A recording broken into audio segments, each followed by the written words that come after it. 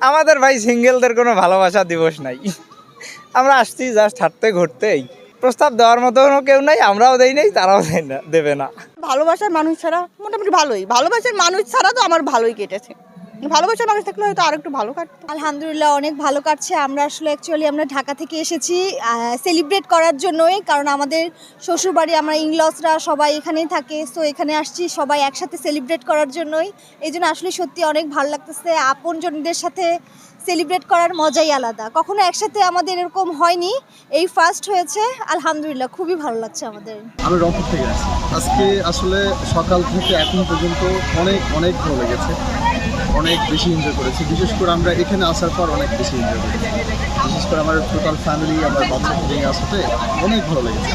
ঘুরতে আসা মানেই ভালো লাগা। পরিবার সহ যখন আসি তখন তো খুবই ভালো লাগে। বেশিরভাগ আমার বাচ্চা দুইটা যখন ঘুরতে বলি তখন তো আরও বেশি তারা এনজয় করে বাসা থেকেই। পরে যখন এখানে আসি তারা আরও বেশি আনন্দ পায়। তাদের আনন্দ মানে আমাদের আনন্দ। অনেকদিন আগে থেকেই প্ল্যান ছিল পয়লা ফাল্গুন এবং ভালোবাসা দিবস তো প্রতি বছর একসাথে হয়। এই 2 দিন ঘিরেই প্ল্যান থাকে, ড্রেস থেকে শুরু করে ঘোরাঘুরি, খাওয়া দাওয়া সব রকম প্ল্যানই থাকে। সকালবেলা উঠছি, মানে গতকালই প্ল্যান ছিল যে খুব সকালবেলা ঘুম দিয়ে উঠবো এবং ঘুরতে বের হবো ফ্যামিলি নিয়ে। প্রতি বছরই বের হই, এই বছর আরও ভালো লাগতেছে। এই বছর আমাদের পরিপূর্ণ, আমার বাচ্চা আছে, এই কারণে ভালোবাসা দিবস আরও স্পেশাল।